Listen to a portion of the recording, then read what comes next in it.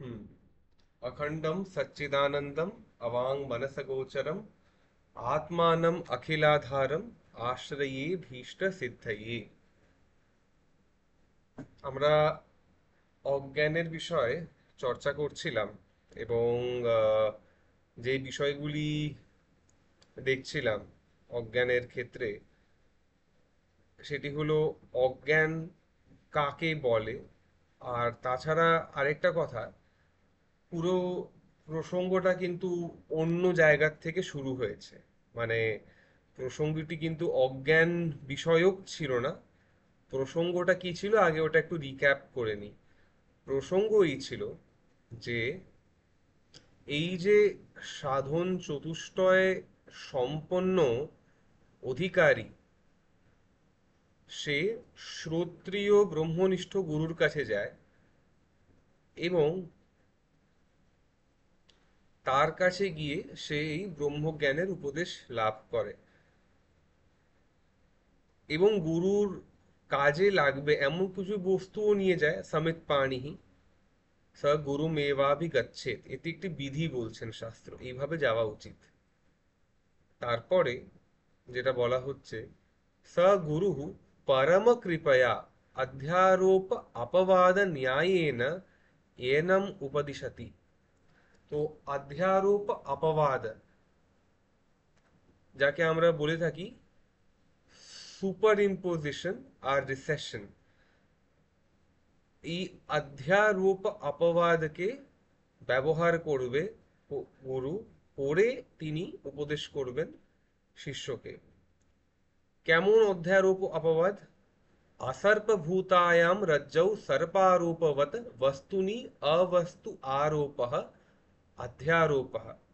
অবস্তুতে বস্তুর, বস্তুতে অবস্তুর বা superimposing any other object which we can term as not x, x complement, তাকে আমরা x এর উপরে ইম্পোজ করছি, আরোপ করে দিচ্ছি, তাকে বলা হচ্ছে অধ্যারোপः।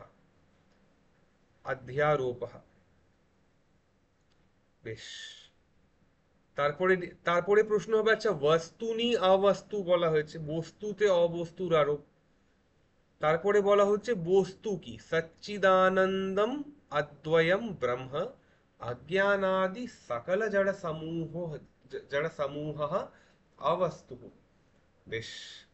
তাহলে এবার অজ্ঞান ইত্যাদি সকল জড় সমূহকে বলা হচ্ছে অবস্তু, আর বস্তু বলা হচ্ছে ব্রহ্মকে। এবার বলেছে অজ্ঞান ইত্যাদি, প্রথম শব্দটাই অজ্ঞান, তাহলে অজ্ঞানকেও ডিফাইন করতে হবে এবং এখানেই আমাদের ডিসকাশন বেশ কিছুক্ষণ আটকে ছিল।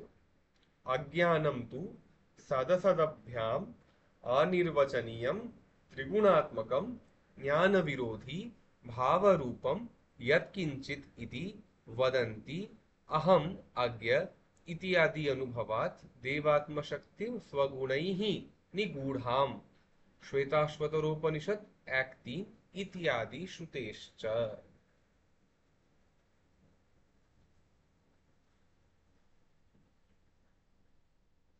हम्म। ইদম অজ্ঞানম সমষ্টি ব্যষ্টি অভিপ্রায়েণ। এবার ওখান থেকে আমরা একটু এগিয়ে যাচ্ছি।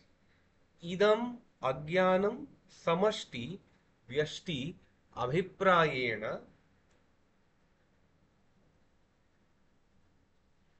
একম অনেকম ইতি চ ব্যবহ্রিয়তে। একটু ভেঙে নি জায়গাটাকে। ইদম অজ্ঞানম, দিস অজ্ঞান,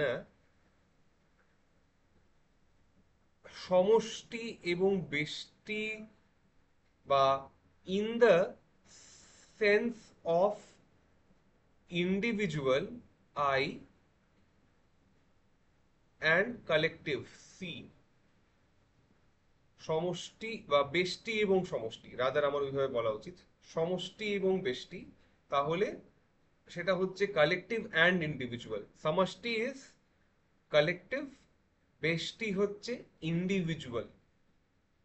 অভিপ্রায়েণ एकम अनेकम इति च व्यवह्रियते। এই অজ্ঞানকে দুই রকম ভাবে ক্যাটাগরাইজ করা যেতে পারে, দুই রকম ভাবে বলা যেতে পারে, বা এই অজ্ঞানের দুই প্রকার বলা যেতে পারে। কেমন? একটা হচ্ছে কালেকটিভ, আর একটা হচ্ছে ইন্ডিভিজুয়াল। আমরা এর ব্যাখ্যায় যাব, কিন্তু আগে একটা বড় অংশ দেখে নিই, তারপরে আমরা এর ডিটেল ব্যাখ্যা, তারপরে সুবোধিনী, সেগুলো দেখব। যেমন বলা হচ্ছে তথাহি। এবার এর একটা উদাহরণ দিচ্ছেন সদানন্দ যোগীন্দ্র, এর একটা তিনি উদাহরণ দিচ্ছেন। তথাহি यथा, जैसे, যেমন আমরা হিন্দিতে বলি जैसे, तो कि वृक्षाणाम समष्टि अभिप्रायेण वनम इति एकत्व व्यपदेशः यथा वा जलानां समष्टि अभिप्रायेण जलाशय इति। বলবার বক্তব্যটাই যে যেমন যখন আমরা when we look at a collection of trees, वृक्षाणाम समष्टि अभिप्रायेण वनम इति एकत्व व्यपदेशः, তখন যখন বৃক্ষের একটি সমষ্টিকে আমরা ইঙ্গিত করতে চাই, তাকে আমরা অনেক সময় বলি বন বা ফরেস্ট। অথবা আরেকটি উদাহরণ দিচ্ছেন यथा वा, অথবা আরেকটা উদাহরণ দিচ্ছেন কি জলানাম সমষ্টি अभिप्रायेण जलाशय इति, অথবা জলাশয়ের সমষ্টি অভিপ্রায়ে if there are water drops, ওই ওয়াটার ড্রপস এর কালেকশনকে আমরা বলছি একটি জলাশয়, ওয়াটার বডি। ইতি, তথা, যেমন এই উদাহরণগুলো দেওয়া হলো, এগুলো হচ্ছে দৃষ্টান্ত। এবার দার্ষ্টান্তিক আসবে। দৃষ্টান্ত কি? দৃষ্টান্ত হচ্ছে an example to understand the principle that I want to convey, তো তাকে বলা হচ্ছে দার্ষ্টান্তিকা। সো উই হ্যাভ দৃষ্টান্ত, আমি লিখে দিই এখানে দৃষ্টান্ত, অ্যান্ড উই হ্যাভ দার্ষ্টান্তিকা। একটা হচ্ছে দৃষ্টান্ত, আরেকটা হচ্ছে দার্ষ্টান্তিকা।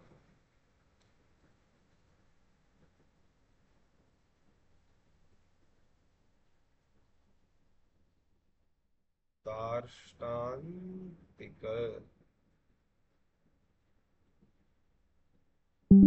ঠিক আছে। এই গন্ডগোল হলে মুশকিল হয় একটু, ক্লাসের মাঝখান থেকে ও জয়েন করলে। তো ঠিক আছে, anyway let me C K join করতে চায়। অ্যাডমিট করে দিলাম, অ্যাডমিট হচ্ছে না, কি গন্ডগোল। জাস্ট ওয়ান সেকেন্ড, আমি একটু অ্যাডমিট করে নিই। অ্যাডমিট হচ্ছে না সামহাও, আমি মানে আমার ইন্টারনেটটা দুম করে স্লো হয়ে গেছে, তো ওই জন্য আমি অ্যাডমিটই করতে পারছি না। কেউ একটু ওকে হোয়াটসঅ্যাপ গ্রুপে লিখে দাও ওয়েট করতে। আর এই জন্য আমি বলি লেট না আসতে লোকজনকে, খুব বিরক্তিকর না না, লাগে। দ্বীপ দ্বীপ অ্যাড হয়েছে কি? অ্যাডমিট হয়েছে? আচ্ছা, ঠিক হ্যালো। আছে, হয়েছে অ্যাডমিট। আচ্ছা, ও আচ্ছা, ঠিক আছে, ঠিক আছে। হ্যাঁ হ্যাঁ হ্যাঁ হ্যাঁ, ঠিক আছে ঠিক আছে, তাহলে আমি শুরু করি। দৃষ্টান্ত দার্ষ্টান্তিকা। So there is the example, and second is the idea that is conveyed। তো আইডিয়াটা তাহলে কি হচ্ছে? এটা হচ্ছে আইডিয়া।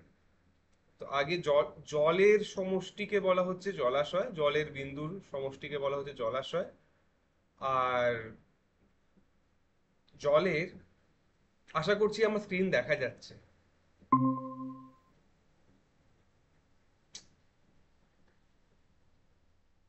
আমার স্ক্রিন কি দেখা যাচ্ছে? হ্যাঁ হ্যাঁ, দেখা যাচ্ছে। আচ্ছা, এখন গিয়ে দেখাচ্ছে যে হ্যালো। হ্যাঁ হ্যাঁ হ্যাঁ দেখা হ্যাঁ, যাচ্ছে। দেখা যাচ্ছে তো? আচ্ছা আচ্ছা, কারণ এখন আমার আসলে ইন্টারনেটটা স্লো চলছে দেখা তো। যাচ্ছে, হ্যাঁ আচ্ছা হ্যাঁ। ঠিক আছে। হুম, তথাহি যথা, হ্যাঁ, এটা বলা হলো। এরপরে the principal, what is the principal? নানাত্বেন प्रतिभासमानानां जीवगत अज्ञानानां समष्टि अभिप्रायेण तदेकत्व व्यपदेशः अजाम एकाम श्वेताश्वतर उपनिषद 4.5 ইত্যাদি শ্রুতেহে। এবার সেই প্রিন্সিপালের দিকে তিনি যাচ্ছেন, সদানন্দ যোগীন্দ্র। তিনি কি বলছেন? তিনি বলছেন যে তাহলে নানাত্বেন প্রতিভাস, প্রতিভাস শব্দের অর্থ হচ্ছে appears like or is experienced as if, এইভাবে বলা যেতে পারে। ঠিক আছে, তো এখানে বলার বক্তব্য যে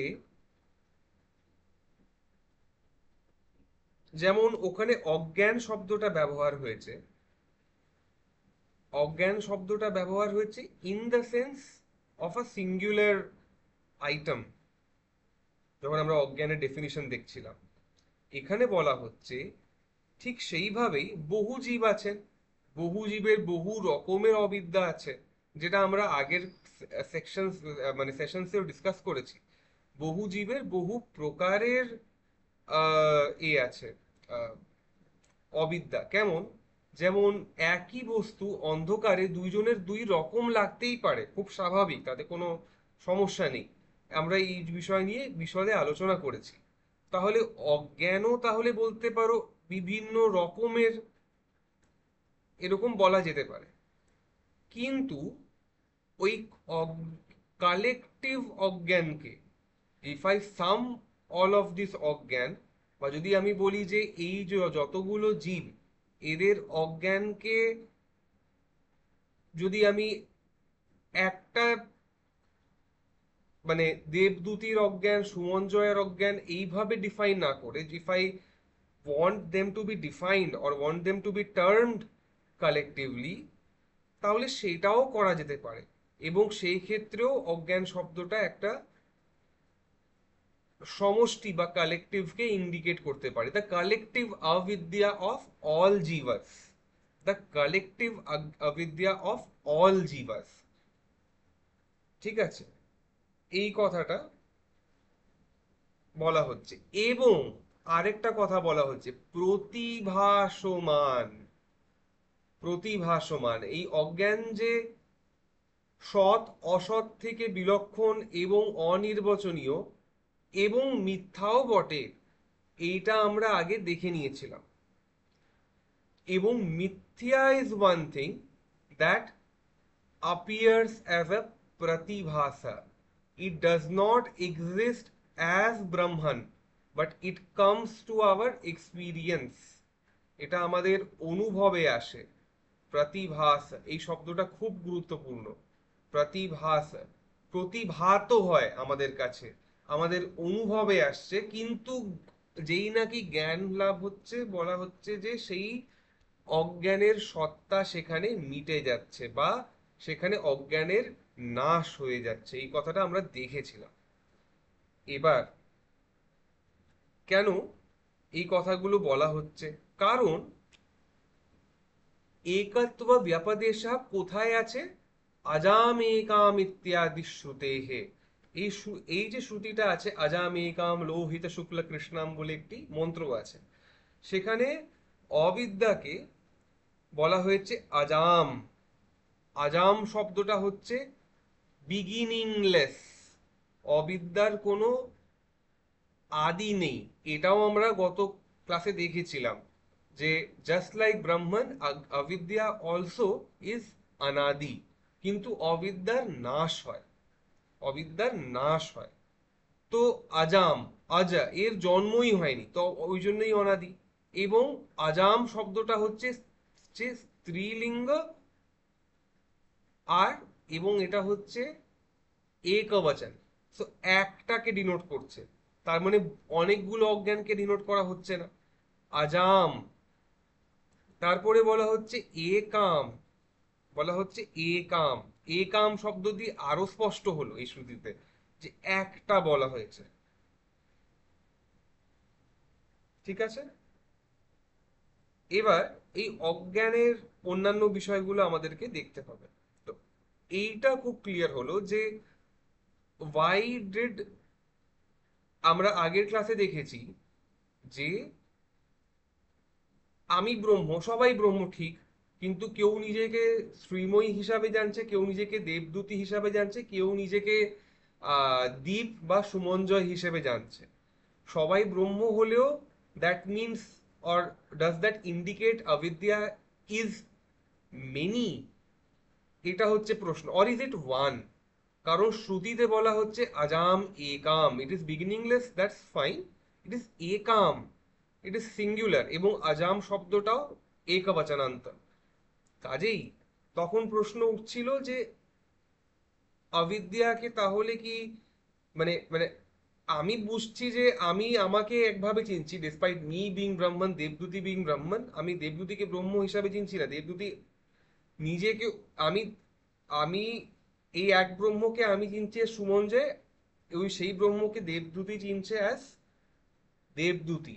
তাতে সমস্যাটা কি ক্রিয়েট হচ্ছে? তাতে সমস্যাটা এই ক্রিয়েট হচ্ছে যে আজাম একাম, এই শ্রুতির সঙ্গে বিরোধ একটা হতে পারে, আপাত বিরোধ। শ্রুতি বলছে একটাই অবিদ্যার কথা বলছে, বা একটাই অজ্ঞানের কথা বলছে এখানে, ঠিক আছে? আমি আমরা বলছি যে এ তো বহু হতে পারে। তো এর সমন্বয় করছেন সদানন্দ যোগীন্দ্র। তিনি বলছেন সমষ্টি অভিপ্রায়েণ, অনেকগুলো অজ্ঞানকে একটা, মানে অনেকগুলো গাছের সমষ্টিকে বন বলা যেতে পারে। ওরকমই অনেকগুলো ইন্ডিভিজুয়াল অজ্ঞানের কালেকশনকে কেউ অজ্ঞান, মানে সব কটি জীবের অবিদ্যা বা অজ্ঞান, আপাতত দুটো শব্দকে আমি সমার্থক ধরছি, কে বলা হচ্ছে এক, তাকে আমরা এক অবিদ্যাই বলছি। So that is the thing. এবার ইয়ম সমষ্টিরুৎকৃষ্টোপাধিতয়া বিশুদ্ধ সত্ত্ব প্রধানা। আচ্ছা, অদ্ভুত একটা কথা এখানে আছে। কথাটা হচ্ছে এই অজ্ঞানটা কেমন? সমষ্টি উৎকৃষ্ট উপাধিতয়া, উৎকৃষ্ট সমষ্টির, আমি খুব সহজ বাংলায় বলছি, উৎকৃষ্ট সমষ্টির উপাধি হওয়ার দরুন, this is this is primarily composed of শুদ্ধ সত্ত্বগুণ। ইয়ম সমষ্টি উৎকৃষ্ট, এই উৎকৃষ্ট শব্দটাকে একটু খেয়াল করতে হবে। আরেকটা শব্দ খেয়াল করতে হবে, উপাধি। এই দুটি শব্দে এখন খুব মন দিতে হবে। প্রথম শব্দটা হচ্ছে উৎকৃষ্ট, সমষ্টি উৎকৃষ্ট। এর অর্থ হচ্ছে,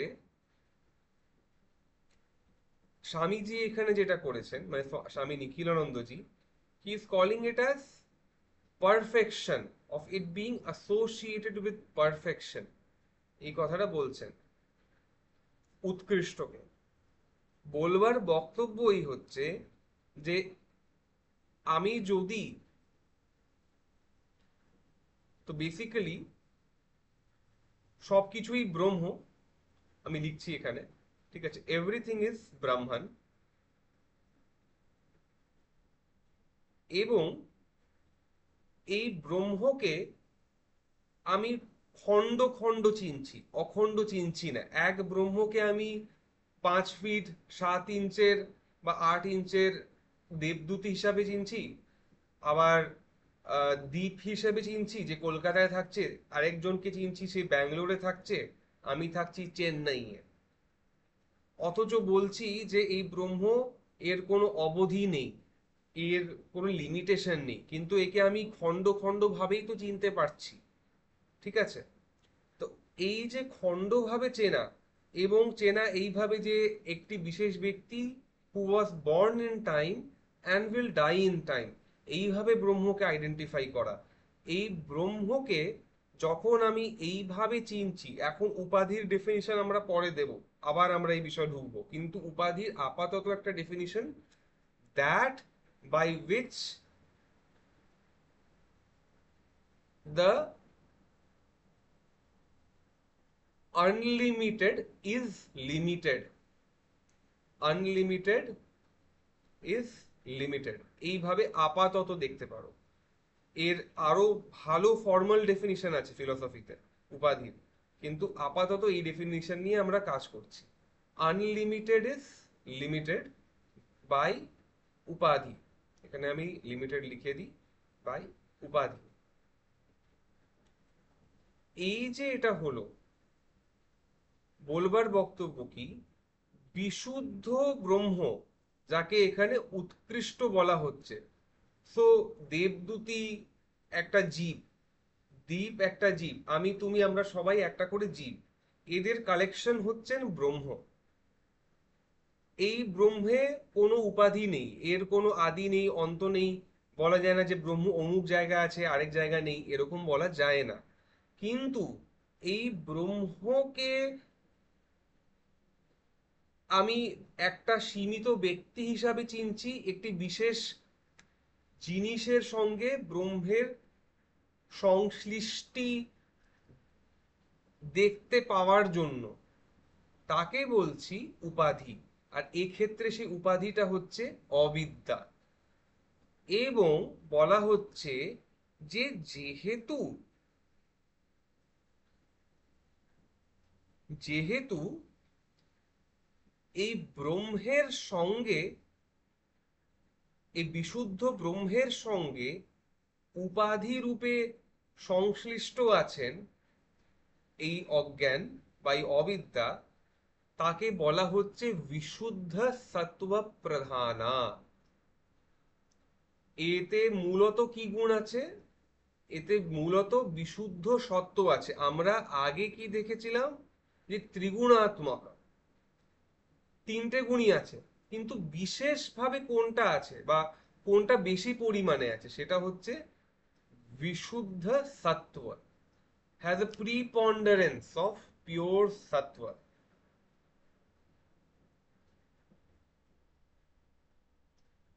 এবার এখানে খুব সুন্দরভাবে ডিফাইন করছেন আমাদের নিখিলানন্দজি এই কথাটা। The word sattva is used in the text not to denote any particular activity of Ishvara, but to signify that the power of ignorance cannot delude him. তো বলবার বক্তব্য কি?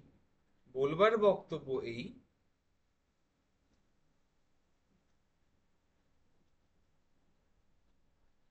যে, এক সেকেন্ড দাঁড়াও।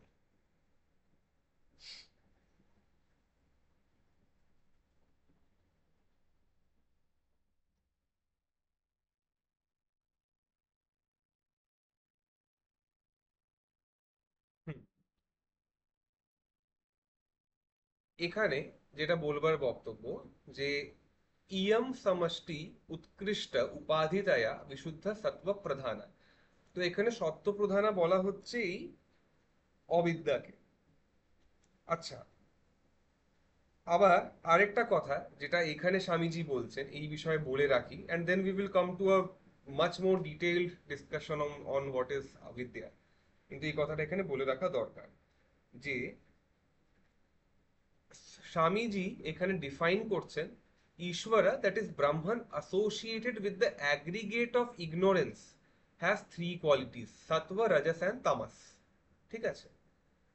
আর এটা বলবার বক্তব্য কি, যে এই যে কালেকটিভ অজ্ঞান, এই কালেকটিভ অজ্ঞানের সঙ্গে যখন জুড়ে দেওয়া হয়, যখন সংশ্লিষ্ট করা হয় বিশুদ্ধ চৈতন্য বা ব্রহ্মকে, তখন তাকেই আমরা বলি সর্বজ্ঞ, সর্বেশ্বর বা অন্তর্যামী, জগৎ কারণ, ঈশ্বর, এইভাবে।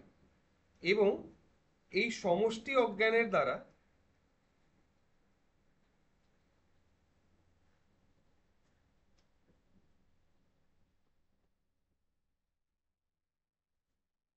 হুম, এই জিনিসটা।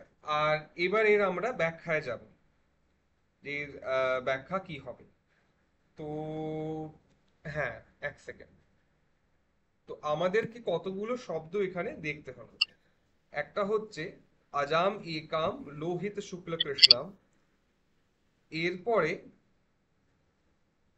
আরেকটা দেখতে হবে কেন বিশুদ্ধ সত্য বলা হলো। আমি মোটামুটি ভাবার্থ বলে দিলাম যে এর ভাবার্থ এই পুরো আহ, বাক্যের। কিন্তু এরপরে এর একটা ব্যাখ্যা দেখা দরকার আছে, তো সেই ব্যাখ্যায় এখন ঢুকবো। আচ্ছা, দাঁড়াও। এগিয়ে যাওয়ার আগে আমার মানে আমি একটু পুরোটা বলে নিই যে আমি ঠিক বুঝছি বুঝছি কিনা। বলো বলো তাহলে বলো। ব্যাপারটা হলো যে আমাদের অনুভবে সবার মনে হয় যে যদিও আমি জগৎটাকে একরকম দেখছি, বা আমি ধরো দেবদূতি, ঠিক আছে, তুমি সুমঞ্জয়, বা ধরো শ্রীময়ী দি, যদিও আমরা এগুলোকে পৃথক পৃথক দেখছি, কিন্তু এটা ব্যষ্টি হিসাবে, কিন্তু সমষ্টি হিসাবে একটা অজ্ঞান আছে, তাই তো, যেটা ধরো সবাই দেখতে পাচ্ছি। না, না, সেইভাবে বলছি না তাহলে আমি। ওইভাবে বলছি না যে একটা অজ্ঞান তোমার একটা অজ্ঞান আমার, আমরা ওইটাকে এইভাবে বলছি যে আহ, না, না, এবার আমি যে পুরোটা শেষ করি, তাহলে ব্যষ্টিটা হলো প্রতিভাত হচ্ছে যেন পৃথক পৃথক, কিন্তু আসলে ওটা একটাই অজ্ঞান, যেটা মনে হচ্ছে সবার যে সবার পৃথক পৃথক। তুমি ওইভাবে সেই জন্য বলতে বল। পারো, তুমি ওইভাবে বলতে পারো, ঠিক আছে। না, না, কিন্তু ঠিকটা কি আমার আসলে একটু বুঝতে অসুবিধা হচ্ছে, না, আমি না, না, পুরোটা তুমি বুঝতে তুমি পারছি তুমি না। যেটা বলছো সেটাও বলা যেতে পারে যে এক অজ্ঞান, যেমন জলাশয় বললো উদাহরণে, ঠিক আছে, একটা একটা দিল জলাশয়। জলাশয়কে বলছে যে এই জলাশয়ের কে কি তুমি জল বলতে পারো? হ্যাঁ, বলতে পারো। এর একটা বিন্দু কণাকে যদি তুলে নাও, তাকে কি জল বলতে পারো? জল বলতে পারো। ঠিক সেইভাবেই অজ্ঞানের সমষ্টি, মানে মানে যদি কালেকটিভলি সবার অজ্ঞান, তাকে তুমি একটা টার্ম দিয়ে দিচ্ছ জাস্ট, কারণ সেইভাবে শ্রুতি বাক্যে আছে। আজাম একাম, একটা অবিদ্যা। এবার সেই একটা অবিদ্যাকে তুমি যদি বলো যে আহ হ্যাঁ, দেবদূতি একরকম ভাবে জানে না, সুমঞ্জয় আরেক রকম ভাবে জানে না, তুমি বলতেই পারো। অ্যান্ড ইন দ্যাট সেন্স তুমি তাকেও অজ্ঞান বলছো, যে এও অজ্ঞানী ও অজ্ঞানী, ঠিক আছে। তো তুমি ঠিকই বলেছো, তাতে কোনো অসুবিধা নেই। কিন্তু যেটা ভুল ধারণা লোকের হয় যে যে এটা এক রকম অজ্ঞান, ওটা আরেক রকম, এটা জাস্ট হচ্ছে way of categorising or way of মানে কি বলবো, নেমিং থিংস। কিন্তু এছাড়া এতে মানে আলাদা করে একটা সমষ্টি অজ্ঞান আছে, আর ব্যষ্টি অজ্ঞানগুলো ছোট ছোট ছোট ছোট আছে, আর একটা বড় অজ্ঞান আছে। এই জিনিসটা কিন্তু না, ভুল। না, হ্যাঁ। সেটা নয়, সেটাই বলে দেওয়া হচ্ছে। এই যে এখানে বলছে নানাত্বেনা প্রতিভাস মানানাম, মানে ওখানে বলছে যে যদিও মনে হচ্ছে যে এটা নানা, হুম, কিন্তু আসলে সেটা নয়, তাই তো, যে একটাই অজ্ঞান আছে, সবাই মনে করছে যে পৃথক পৃথক, বা মনে করতে পারে। ঠিক, ঠিক, ঠিক বলেছো। যেরকম জল, ঠিক সমস্ত বলেছো। জল যুক্ত করলে জলাশয় হবে, যেরকম সমস্ত বৃক্ষ যুক্ত করলে বন হবে, কিন্তু তার একটি বৃক্ষেরও যা উপাদান, বনেরও তাই উপাদান, হুম, মানে বনেরও তাই লক্ষণ, কোনো লক্ষণই বাদ যাবে না। একই রকম যে সমষ্টি অজ্ঞান এবং ব্যষ্টি অজ্ঞান মূলত মানে আহ গুণগতভাবে অভিন্ন, হুম, কিন্তু এখানে এই যে তুমি যে বলছো আজামেকাম লোহিতাম শুক্লাম কৃষ্ণাম, এইটার প্রয়োজন কি? অজামেকামটা বললো, কিন্তু এই বাকি তিনটে শব্দ যেটা তুমি বললে সেটা যদিও এখানে বলা হয়নি, ঠিক আছে, কিন্তু সেটার প্রয়োজন কি? সেটা কি অন্য কোনো কনটেক্সটে ওখানে ছিল? না, ওটা তো নেই। তুমি যদি মূল গ্রন্থে দেখো, মূল গ্রন্থে কোথায় এসব বলা আছে? মূল গ্রন্থে জাস্ট হ্যাঁ, মূল গ্রন্থে বলা নেই, অনলি আজামেকাম, বলা হ্যাঁ। আছে যে আজামেকাম। হ্যাঁ, কারণ ঠিক আজাম আছে। একামটা কেন বলা আছে, কারণ আজাম একাম এই একাম শব্দটা, আজাম হচ্ছে প্রথম, মানে মানে এক বচনান্ত স্ত্রীলিঙ্গ। আর একাম শব্দটা আরোই স্পষ্ট, মানে এক বলতে চাইছে। তো এই যে আমার তোমার অজ্ঞানগুলোকে আলাদা করে মনে হচ্ছে, আর শ্রুতি বলছেন যে না, না, না, না, এ তো একটাই অজ্ঞান বা একটাই অবিদ্যা।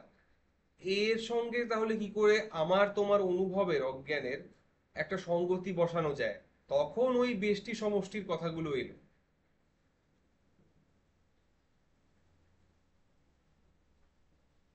বেশ, বুঝলাম। হ্যাঁ। তখন ওই বেষ্টির কথা আসবে। এবার তো হ্যাঁ, এবার আমরা এই ব্যাখ্যাগুলোতে যাই। ঠিক আছে, চট করে। হুম।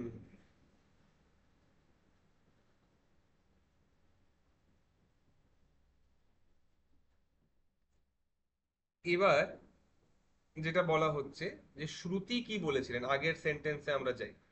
শ্রুতি বলছেন আজাম একাম।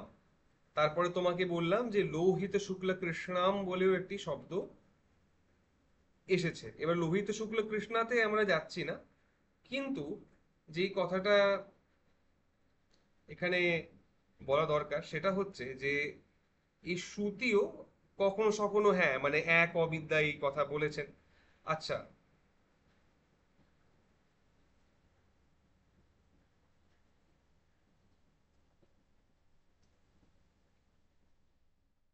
এবার একে বিশুদ্ধ সত্য প্রধানা কেন বলা হবে, সেটা হচ্ছে আরেকটা প্রশ্ন। তার জন্য বলা হচ্ছে যে এই যে শুদ্ধ চৈতন্য বা যাকে আমরা ব্রহ্ম বলছি, এর অন্য কোনো উপাধি নেই। এর একটাই উপাধি, যদি তুমি মূল গড়ে মানে একটা যদি ধরো, গোড়ায় যদি তুমি একটা ধরো তাহলে তাকে বলছি অবিদ্যা। এবং এটাই বা অজ্ঞান, এটাই একমাত্র এর উপাধি। এর থেকে তুমি ওই ব্রহ্মকে ঘটি বাটি মানুষ বাঁদর সব রকম ভাবে জানছো। ঠিক আছে? তো এর অজ্ঞান ছাড়া স্বতন্ত্র কোনো উপাধি নেই। তাই এই অজ্ঞান উৎকৃষ্ট উৎকৃষ্ট বা ব্রহ্মের উপাধি হওয়ায় এই সমষ্টি বা অজ্ঞান সমষ্টিকে, কালেকটিভ অজ্ঞানকে আমরা বলছি বিশুদ্ধ সত্য। এবার এই সমষ্টি অজ্ঞানের দ্বারা আমি কি বললাম, that which limits the unlimited is উপাধি। এটা হচ্ছে আমাদের working definition for the time being. এই 2-3 মিনিটের মধ্যে আমরা ঠিক ডেফিনিশনে ঢুকে যাব। এই ডেফিনিশন অনুসারী কি কথা হচ্ছে, এই ডেফিনিশন অনুসারী যেটা বলা হবে যে সরি সরি, উপাধির সংজ্ঞাটা আরেকবার দাও, সরি। হ্যাঁ, না না, অসুবিধা নেই, আমি জাস্ট এটা এটা ওয়ার্কিং ডেফিনিশন, যদি নোট নি যদি নোট নাও তাহলে এটাকে কিন্তু করবে, এটাকে কিন্তু লিখে দাও যে এটা ওয়ার্কিং ডেফিনিশন। আমি ফর্মাল ডেফিনিশন 2 মিনিটের মধ্যে লিখতাম। সেটা হচ্ছে দ্যাট ডেফিনেশন উইচ, হিসেবে লিখছি। হ্যাঁ, that which limits the unlimited is উপাধি।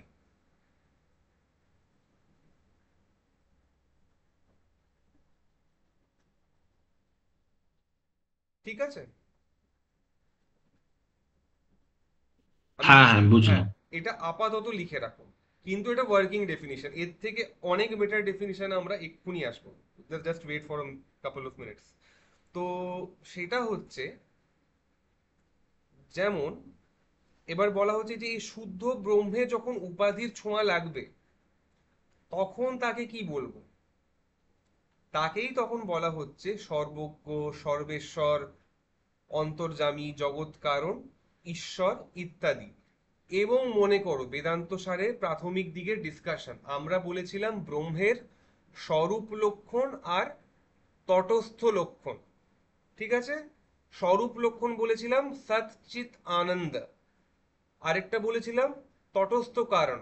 সেটা কি বলেছিলাম, বলেছিলাম একটা উদ্ধৃতি নিয়ে এখান থেকে আমাদের তৈত্তিরীয় উপনিষদ থেকে, यतो वा इमानि भूतानि जायन्ति येन जातानि जीवन्ति यत् प्रयन्त्यभि संविशन्ति तद विजिज्ञासस्व तद ब्रह्मेति। এইভাবে যে যার থেকে সকল জীব জগতের সৃষ্টি হয়, যাতে জীব জগতের স্থিতি এবং লয় হয়, তাকে আমরা বলছি ব্রহ্ম। ঠিক আছে? তো একটাকে বলছিলাম স্বরূপ লক্ষণ, অবিদ্যার ছোঁয়াচ ছাড়া একটা লক্ষণ। আরেকটাকে বলছি অবিদ্যার ছোঁয়াচ তাতে লেগে গেছে। এবার এই ব্রহ্মকে আমরা বলছি জগতের সৃষ্টিকর্তা, বলছি যে জগৎকে সে জানে পুরোটা, তাই জন্য সে সর্বজ্ঞ। এক একটা বস্তুকে সে বিশেষ বিশেষ ভাবে জানে। মানে সবাই ব্রহ্ম এইভাবে জানে না, বাট এক একটা বস্তুর খুঁটিনাটি পর্যন্ত তিনি জানেন, এইভাবেই সর্বজ্ঞ বলা যেতে পারে। তো এই যে বলাটা, এতে আমরা এই অসীমিত ব্রহ্মকে একটু সীমিত করে নিলাম, জগতের পরিপ্রেক্ষিতে আমরা তাকে বেঁধে নিলাম, যে জগতের যে কারণ সে হচ্ছে ব্রহ্ম। তো তখন তাকে আমি জগৎ বা ঈশ্বর, তাকে আমরা তখন এইভাবে চিনছি, ঠিক আছে? তো বা জগতের যিনি শাসনকর্তা, যখন আমি বলছি জগতের তিনি শাসনকর্তা, এই কথাটা আসছে ঈশ্বর শব্দের থেকে, ঠিক আছে, বা ঈশ শব্দের থেকে। এই শব্দের যে ধাতুটা সংস্কৃতে প্রয়োগ হয় সেটা হচ্ছে ইট। ইট ধাতুর অর্থ হচ্ছে শাসন করা। তাহলে জগৎ যখন নেই, বা জগৎ নন জগৎ যেটা, জগৎ কমপ্লিমেন্ট যদি আমি ধরি, তাহলে জগৎ কমপ্লিমেন্টে তো তাহলে ঈশ্বরের কিছু লেনা দেনা নেই, এইভাবে কেউ বলতে পারে। অনেক রকম ভাবেই তাহলে দেখা যেতে পারে যে এই ঈশ্বরের একটা সীমিততা আছে, ব্রহ্মের ক্ষেত্রে সেটা আমরা বলছি যে নেই। এবং এই যে ব্রহ্মে অবিদ্যার ছোঁয়াচ লেগে তাকে আমরা বললাম আহ ঈশ্বর, এই কথাটাই আমি তোমাদেরকে এতক্ষণ ধরে বলছিলাম, যে অবিদ্যা ব্রহ্মের উপাধি, উপাধি যখন ছোঁয়াচ লাগালো, তখন তাকে বলছি, এই ব্রহ্মকেই বলছি ঈশ্বর। এবং আরেকটা কারণে তা তাকে এখানে একটা প্রশ্ন আছে। আমি কমপ্লিট করে নিই একটু, আমাকে আমাকে দুই জাস্ট ঠিক জাস্ট আছে, ঠিক জাস্ট আছে। জাস্ট 2 মিনিট দাও, আমি ওই জন্যই বলছিলাম যে একটু ডিসকাশন গুলো হতে থাকলে ফ্লোতে চলুক জিনিসটা, তাহলে তাহলে অনেক উত্তর এমনিই পাবে। তাছাড়া আমি আসবো তোমার প্রশ্নে। এই সমষ্টি অজ্ঞান উপহিত উপাধির দ্বারা স্পৃষ্ট বা সংশ্লিষ্ট চৈতন্য সকল অজ্ঞানের অবভাষক হওয়ার কারণে তাকে আমরা সর্বজ্ঞ বলছি। এবার এখানে আরেকটি পারিভাষিক শব্দ এসে গেল, অবভাষক। অবভাষক, একটি হলো অবভাস। অবভাস মানে হচ্ছে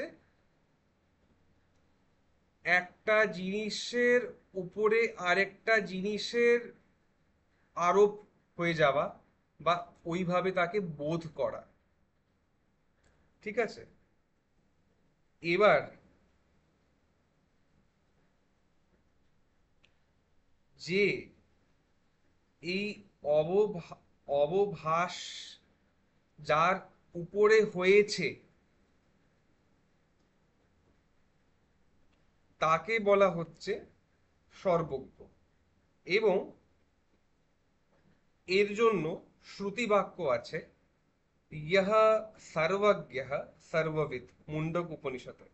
এবার তুমি তোমার প্রশ্নটা করো, তারপরে আমি বাকি এগোচ্ছি, বলে দাও। তা এখানে ঈশ্বরকে বলা হচ্ছে ইয়াম, তাই তো? প্রথমে বলা হচ্ছে ইয়াম, ইয়াম সামাষ্টিহি।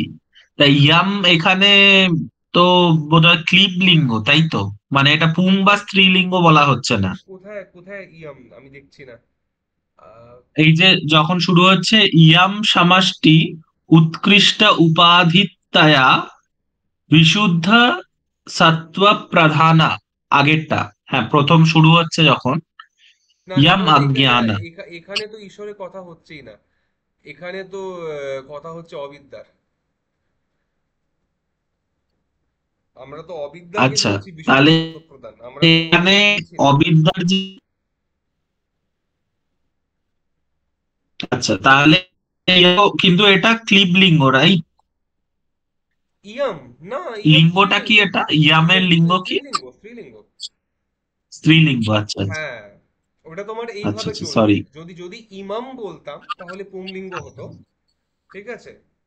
ইদাম বললে সেটা আচ্ছা তোমার হতো আহ হ্যাঁ, সরি সরি, আয়াম যদি বলতাম তাহলে হতো তোমার তোমার হতো তাহলে পুংলিঙ্গ। ইমাম বললে হতো নপুংসক লিঙ্গ বা ক্লীব লিঙ্গ। আর আচ্ছা, আমার তুমি যদি মাইকটা একটু বন্ধ রাখো, কারণ ওইটা ইকো হচ্ছে বোধহয়, মনে হয় আমার। যাই হোক, তো আরেকটা হচ্ছে যে ইমাম, একটা বললাম আয়াম, একটা বললাম ইমাম, আর একটা হচ্ছে ইয়াম। ইয়াম হচ্ছে স্ত্রীলিঙ্গ। ঠিক আছে, তো এখানে অবিদ্যা বলা হচ্ছে। তো এবার তুমি যদি তার জায়গায় তুমি যদি অজ্ঞান বলতে, তাহলে তুমি ইদম বলতে পারতে, যেটা এখানে করা হচ্ছে। মানে এখানে কিন্তু অজ্ঞান অবিদ্যাকে সমার্থক ধরে নিচ্ছে আপাতত। ইদম অজ্ঞানম, দেখো, ইদম অজ্ঞানম এইভাবে বলা হচ্ছে। তো ইদম, ইদমও আছে। আর তাছাড়া বলা হচ্ছে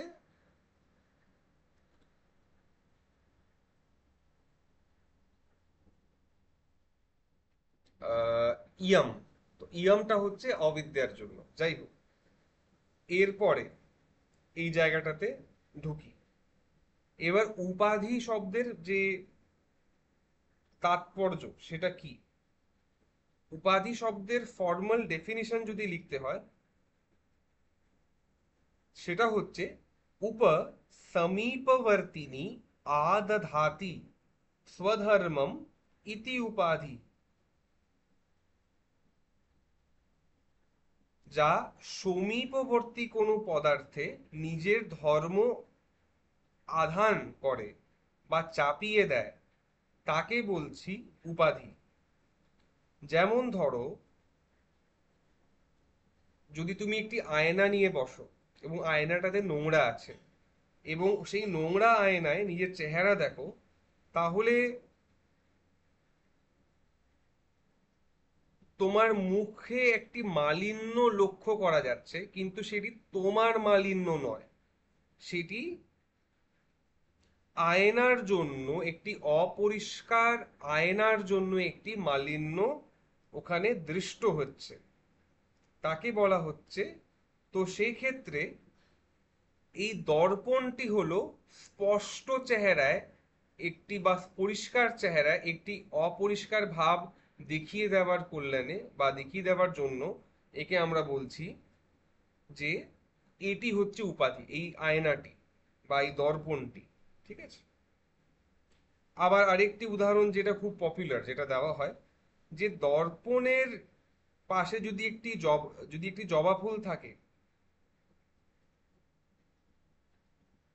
তাহলে সেই জবা ফুলের মতোই দর্পণটাকে লাল দেখতে হয়ে যায়। এবার দর্পণে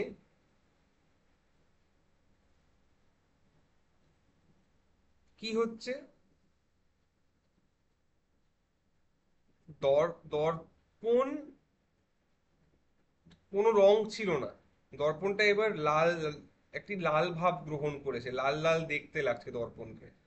তো এই দর্পণকে বলা হচ্ছে যে এটি হচ্ছে একটি, এই দর্পণের উপাধি হলো জবা ফুল। তো আগে একটি ডেফিনিশন দিলাম যে that which limits the limitless.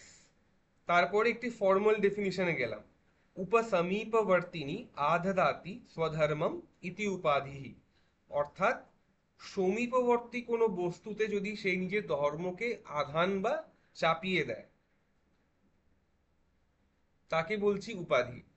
জবা ফুল নিজের লাল ভাবটি চাপিয়ে দিয়েছে একটি ট্রান্সপারেন্ট বলা যায় বা একটি পরিষ্কার দর্পণে, বা একটি নোংরা দর্পণে চেহারা দেখছি এবং সেই চেহারাটা এবার নোংরা লাগছে দেখতে। তো চেহারায় নিজের একটি নোংরা ভাব, একটি অমলিন, সরি, একটি মলিন ভাব আহ চাপিয়ে দিচ্ছে দর্পণ, তো সেখানে দর্পণ হয়ে যাচ্ছে একটি উপাধি। এইভাবে দেখতে পারো। এবার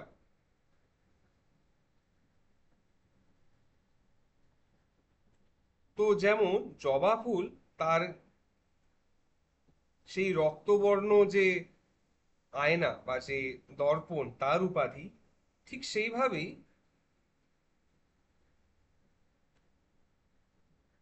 অজ্ঞানের সমষ্টি বা যে কালেকটিভ অজ্ঞান, সেটি শুদ্ধ চৈতন্য বা ব্রহ্মের উপাধি। যেহেতু অজ্ঞানী এই ব্রহ্মে কর্তৃত্বের আধান করে, যে ব্রহ্ম কর্তা, বেদান্ত মতে ব্রহ্ম কর্তা জ্ঞাতা কিছুই নয়। তাতে একটি কর্তৃত্বের আধান করে দিচ্ছে, একটি কর্তৃত্বের ধর্ম চাপিয়ে দিচ্ছে, জ্ঞাতৃত্বের ধর্ম ধর্ম চাপিয়ে দিচ্ছে, ভোক্তৃত্বের ধর্ম চাপিয়ে দিচ্ছে, এবং সেই চৈতন্যকে জ্ঞাতা বা সর্বজ্ঞ রূপে প্রতিভাত করিয়ে দিচ্ছে। কারণ দেখো, ব্রহ্ম কি, ব্রহ্ম সবটাই ব্রহ্ম, এবং এই ব্রহ্মে ইন্ডিভিজুয়াল যে অবিদ্যাগুলো আছে, একটা তো হচ্ছে কালেকটিভ অবিদ্যা, কালেকটিভ অবিদ্যার থেকে কি হচ্ছে, কালেকটিভ অবিদ্যার থেকে আমরা কি বলছি, এটি হচ্ছে অনেকগুলো অবিদ্যার সমষ্টি, ছোট ছোট ছোট ছোট অবিদ্যার, সেইগুলো হচ্ছে জীবের। এবার এই জীবগুলো তো কিছু কিছু জিনিস জানে, ঠিক আছে, তো এদের যে জ্ঞানটা, সেটা ওই কালেকটিভ ঈশ্বরে আছে। আবার এইটুকু বললেও ঠিক হবে না, কারণ জীব জানে না এরকম বহু জিনিস আছে, সেটাও ঈশ্বর জানছে। তো এই জিনিসটা, তো বেসিক্যালি এই অনন্ত যে চৈতন্য, তাকে জ্ঞাতা বা সর্বজ্ঞ রূপে প্রতিভাত করে দেয়। কারণ আমরা বলছি, যেই নাকি আমরা বলছি ঈশ্বর সৃষ্টিকর্তা জগতের, বরং জীবের অ্যাঙ্গেল থেকে না দেখে এইভাবে দেখা বেটার, যে ঈশ্বর সৃষ্টিকর্তা, তো তিনি সৃষ্টির খুঁটিনাটি বিশেষভাবে খুব খুব ভালোভাবে তিনি জানেন। তো তা এই যেই নাকি তুমি বললে যে তাতে তিনি সৃষ্টি করছেন, তাতে তুমি কর্তৃত্বের ভাব চাপালে, তার থেকে আরেকটা সমস্যা কি তৈরি হচ্ছে, তাকে তাহলে সবকিছু খুব ভালোভাবে জানতে হবে সৃষ্টির, তাতে তুমি একটি জ্ঞাতৃত্বের ভাবও চাপিয়ে দিলে বা জ্ঞাতৃত্বের ধর্মও চাপিয়ে দিলে, তখন তো সেই কারণে, এবং তাকে সবটা যেহেতু জানতে হচ্ছে, তাই জন্য তাকে বলা হচ্ছে সর্বজ্ঞ। ঠিক আছে।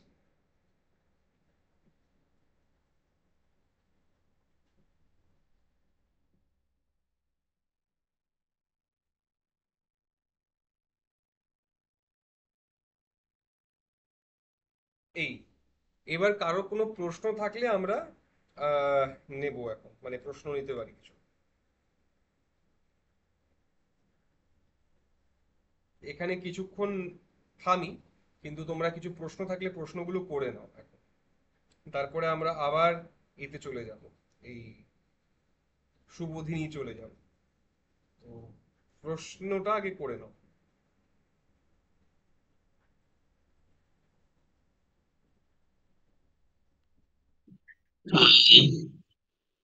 এখানে বলা হয়েছে যে এতদ উপহিতম চৈতন্যম সর্বজ্ঞত্ব সর্বেশ্বরত্ব।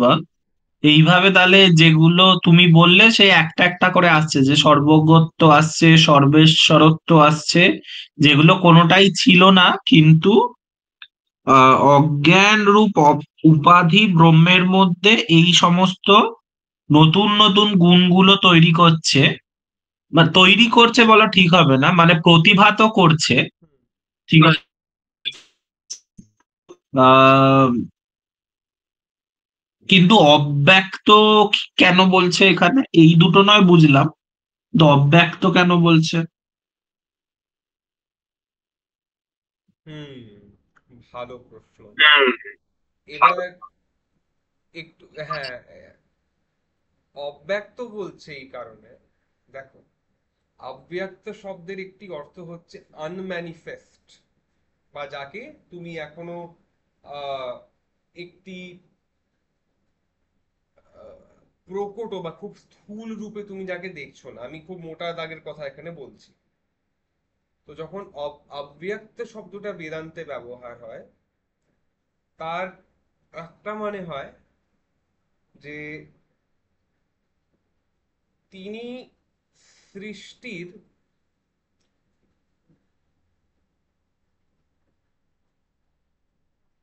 আমি কিভাবে এটা বোঝাই এবার, হ্যাঁ, মানে তুমি এটাকে, দাঁড়াও, এই জায়গাটাকে আমাকে একটু গীতার থেকে দেখে বলতে হবে, যে ওখানে ঈশ্বরের জন্য মানে অব্যক্ত শব্দের অর্থগুলো জানা আছে, কিন্তু এখানে ঠিক কোনটা বসবে, আর অব্যক্তটা কোথায় আসলো, বাই দেবে, আমি তো অব্যক্ত দেখতে পাচ্ছি না, নানাত্বে না আসলো, না অব্যক্ত কোথাও কোথাও দেখছি না এখানে আমি।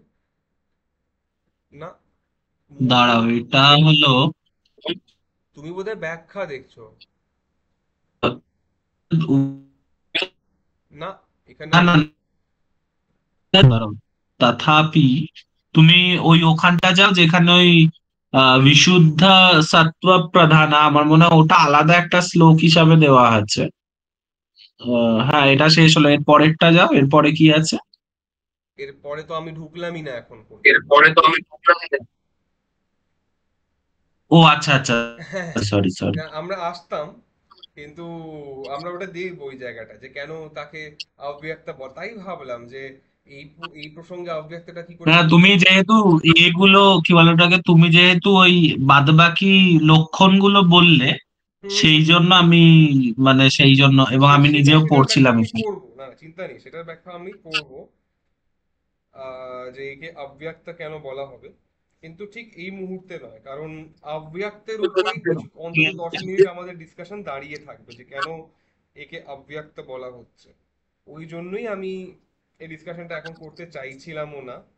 আহ, তবে আপাতত, তুমি যদি আপাতত শুনে রাখতে চাও, তাহলে অব্যক্ত শব্দের একটি অর্থ হচ্ছে, যেটা বললাম, আনম্যানিফেস্ট, মানে সৃষ্টি নিজের কারণাবস্থায় যখন আছে, বা ব্রহ্ম যখন আহ মানে এই পুরো সৃষ্টিটিকে, আমরা কি বলছি, আমরা বলছি যে এই ব্রহ্মই জগতের নিমিত্ত এবং উপাদান কারণ, এটা বেদান্তের মত। ঠিক আছে, মানে যেমন একজন কুম্ভকার যখন একটি ঘট বানান, তখন কুম্ভকার নিমিত্ত কারণ, ঘট বানানোর মাটি জল এসব হচ্ছে উপাদান কারণ। আমরা বলি ব্রহ্মই নিমিত্ত এবং উপাদান কারণ দুটোই। ঠিক আছে, তো যখন এই ঘটটি তৈরি হয়ে তোমার কাছে ফাইনাল ফর্মে আসলো, এটা একরকম হয়। আরেকটা হচ্ছে যে যখন, এটাকে কিন্তু বেদান্তের সঙ্গে কনফিউজ করবে না, জাস্ট এই পার্টটাকে শুনে রাখো, যে যখন ঘরটি নিজের ফুল অ্যান্ড ফাইনাল ফর্মে আসেনি, ঠিক সেই রকম ভাবে দেখো জগৎকে, যখন জগৎ যখন নিজের ফুল অ্যান্ড ফাইনাল ফর্মে আসেনি, কিন্তু ব্রহ্ম সৃষ্টি উন্মুখ হয়েছেন, সৃষ্টি এবার শুরু হবে, কিন্তু এখনো সবকিছু তৈরি হয়নি, সেই যে আনম্যানিফেস্ট ফর্ম। এবং আমরা কি বলছি, যে জগৎটাই মানে ঈশ্বরই জগৎ রূপে ব্যপ্ত আছেন, বা ঈশ্বরই জগৎ হয়েছেন, বা ব্রহ্মই জগৎ রূপে আছেন, এইভাবে বলছি। কেন? কারণ না আমাদের ক্ষেত্রে জগৎ বানানোর ব্যক্তি এবং জগৎ বানানোর মাল মশলা দুটোই এক, মানে ঈশ্বর এক্ষেত্রে। তো সেই ঈশ্বর, তো তখন যখন বলছি যে জগৎ এখনো তৈরি হয়নি এবং ঈশ্বর জাস্ট সৃষ্টি উন্মুখ হয়েছে সবে একটু একটু করে, বা এখন ওই যে মোমেন্ট অফ পজ, যে এবার থেকে সৃষ্টি দুম করে তৈরি হবে, ঠিক আছে, এই যে মোমেন্ট অফ পজটা বলতে পারো, ওই সময়কার যে ঈশ্বর, তাকে আমরা অব্যক্ত বলতে পারি। খুব মোটা দাগের কথা বললাম, এই অব্যক্তর উপরেই যেটা বললাম, আমরা মিনিমাম 10 মিনিট ডিসকাশন করতে পারি, এবং সেটা করব। কিন্তু আপাতত এই এই ডেফিনিশনটা, মানে আবার একটা ওয়ার্কিং ডেফিনিশন দিলাম। আমরা আবার যখন আগামী ক্লাসে যখন কথা হবে, তখন আমরা একটা ফর্মাল ডেফিনিশন অব্যক্ত শব্দেরও জন্য দিয়ে দেব। সেটা একটা হলো। আর একটা মানে যেটুকু পড়ালে সেটার মধ্যে, তাহলে মানে এই ভূমি প্রস্তুত হলো ঈশ্বরকে, এবার তুমি সংজ্ঞা দেবে সমষ্টি পরি ব্যবহারিক ভূমিতে, তাই তো? কারণ জল এবং জলাশয় যদিও গুণগতভাবে এক, পরিমাণগতভাবে কিন্তু পৃথক। একই রকম ভাবে বন এবং বৃক্ষ উপাদানগতভাবে এক হলেও পরিমাণগতভাবে পৃথক। সেইভাবে দেখতে গেলে তো সমষ্টি এবং ব্যষ্টি, অবিদ্যা, ঠিক আছে, এই দুটো তো চিরকাল পরিমাণগতভাবে পৃথক থাকবে। সেই জন্য তো জীব এবং ঈশ্বরের মধ্যে একটা চিরকালের ভেদ থাকবে। মানে ব্যবহারিক দৃষ্টিতে আমি বলছি। হুম। না, চিরকালিক ভেদ কেন থাকবে? আমি তোমাকে ওটাই বললাম, চিরকাল বললে তো তোমার তো তাহলে এটাই হচ্ছে যে তাহলে তো মানে তাহলে তো যতক্ষণ না জ্ঞান হচ্ছে, হ্যাঁ যতক্ষণ হ্যাঁ না মানে হ্যাঁ ব্রহ্মজ্ঞান হচ্ছে। হ্যাঁ, থাকবে থাকবে, অবশ্যই থাকবে, কোনো অসুবিধা নেই। আচ্ছা এটা এটা তো আউটকাম, স্বাভাবিক আউটকাম, তুমি যেটা বলেছো সেটাই ঠিক। হ্যাঁ, আচ্ছা। আচ্ছা। হুম। তো এই জিনিস, আরেকটা জিনিস যেটা এখানে বলে রাখার দরকার, যেটা আমি দুম করে আমার খেয়াল হলো যে আমি অবভাস বললাম, অবভাষকটাকে খুব স্পষ্ট তখন করিনি। এবার এখানে যে কথাটি এসেছিল, আচ্ছা আমরা আগে কিন্তু একটা কথা বলেছিলাম, স্বপ্রকাশ আর পরপ্রকাশ, এই দুটি শব্দ এসেছিল আমাদের আগের অনেক ডিসকাশনে, স্বপ্রকাশ এন্ড পরপ্রকাশ। এই স্বপ্রকাশ কি? স্বপ্রকাশ ছিল that which does not need anything to know itself and can know others also without any aid, ঠিক আছে? আর পরপ্রকাশ that can be known through something else। তো এই অবিদ্যা, এই যে সমষ্টি অবিদ্যা, ঠিক আছে, এই সমষ্টি অবিদ্যা কে, এবং এটা অবভাস, ইট অ্যাপিয়ার্স, প্রতিভাত হয়, এই অবভাসের অবভাষক কে? এই অবভাসকে কে জানছে? এবং তুমি যদি বলো সমষ্টি অবিদ্যা, তার থেকে যত রকম গাছ পাতা, আমি যদি বলি গাছের দুটি পাতা আলাদা দেখতে, এটাও এক প্রকারের অবিদ্যার থেকেই আসছে। তুমি ভেদ, তুমি তো ভেদ দর্শন করছো, তুমি তো ভেদ দর্শন করছো। তার মানে এই সমষ্টি অবিদ্যাকে যিনি জানেন, বা যা বা এইটা বলা ভালো যে অবিদ্যা আছে, আমি অবিদ্যার সঙ্গে যুক্ত আছি আপাতত, এটা তো অবিদ্যা যা আমাকে জানিয়ে দিচ্ছে না এসে, সুমন যায় তুমি আমার সঙ্গে যুক্ত আছে, আমি নিজেই জানছি, আমাকে কাউকে জানিয়ে দিতে হচ্ছে না, আমি নিজেই সেটা জানতে পারছি। ইন এ লৌকিক example, if I don't know the answer to a question, ধরো একটা ম্যাথসের প্রবলেম, তো সেটা তো আমাকে আর অন্য কাউকে, কারো মাধ্যমে জানতে পারছি না, আমি নিজেই সেই বোধটা করছি যে আমার একটা অবিদ্যা আছে এই ক্ষেত্রে। ঠিক সেইভাবেই আমরা অজ্ঞানী, আমরা অল্পজ্ঞ, এই বোধটা আমাদের থাকে, ঈশ্বরেরও এই বোধটা আছে যে একটি অবিদ্যার সত্তা আছে। এবং ঈশ্বরকে, ঈশ্বর হচ্ছেন ব্রহ্মের সঙ্গে সমষ্টি অবিদ্যার যখন আরোপ হচ্ছে তাকে আমরা বলছি ঈশ্বর। এবং সেই ঈশ্বর তাহলে কি? এই ঈশ্বর এই সমষ্টি অবিদ্যা, কালেকটিভ অবিদ্যা, এইটিকে তিনি জানছেন, এইটিকে তিনি জানছেন। মানে কিভাবে জানছেন? যে একটি সমষ্টি অবিদ্যা আছে, এইভাবে জানছেন। এবার ঈশ্বরের সর্বজ্ঞত্ব অনেক রকমের হতে পারে, এখানে একটি অন্য রকমের সর্বজ্ঞত্বের কথা বলা হয়েছে। এখানে এই সেন্সের যে তুমি যখন কোনো বস্তুকে ইদম ইত্থাম, এটা এই প্রকার এবং এটা অন্য বস্তুর থেকে ভিন্ন জানছো, সেটা অবিদ্যার কারণে জানছো। এবং এই বস্তুকে যখন তুমি সেইভাবে জানছো, তখন মানে অবিদ্যার কারণে জানছো। তো সকল ভেদ জ্ঞানের মূল হচ্ছে এই অবিদ্যা। এবং এই অবিদ্যাকে ঈশ্বর জানছেন যে অবিদ্যা আছে, কারণ ঈশ্বর হচ্ছেন সপ্রকাশ, ঈশ্বর হচ্ছেন সপ্রকাশ। He knows the existence of অবিদ্যা without the need of any external aid, তিনি এটা জানতে পারছেন।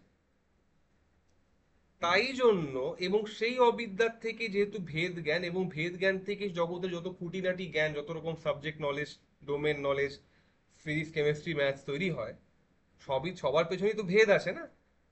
তাই তাকে বলা হচ্ছে যে সমস্ত জ্ঞান আলাদা আলাদা করে যে জানাটা, এটার মূলে একটি সমষ্টি অবিদ্যা, এবং সেই অবিদ্যার অস্তিত্বটা তিনি জানতে পারছেন। So he is the avabhasaka, the knower of this experienced প্রতিভাত বা অবভাষ্য অবিদ্যার বা অজ্ঞানের। তাই জন্য তাকে বলা হচ্ছে সর্বজ্ঞ। ঠিক আছে, এটা রেকর্ডিং এ শুনে নিও, এই সেন্টেন্সগুলো যদি পড়ো, এটা খুব বেশি ক্লিয়ার হবে না, জানা কথা। কারণ মানে খুব অল্পের মধ্যে ফুটনোটে লেখা এটা, কিন্তু যেটা বলেছি সেটাকে বারবার শুনতে থেকো, মানে এই শেষের 5 5 মিনিটের যে আলোচনাটা, তাহলে অনেকটা পরিষ্কার হয়ে যাবে। এবং আমরা অন্যান্য বিষয়গুলো দেখবো আগামী ক্লাসে। আমি রেকর্ডিংটাও বন্ধ করছি এর মধ্যে। অখণ্ডম সচ্চিদানন্দম এক অবাং সেকেন্ড। মনসা গোচরম আত্মানম অখিলাধারম আশ্রয়ে ভীষ্ট সিদ্ধয়ে।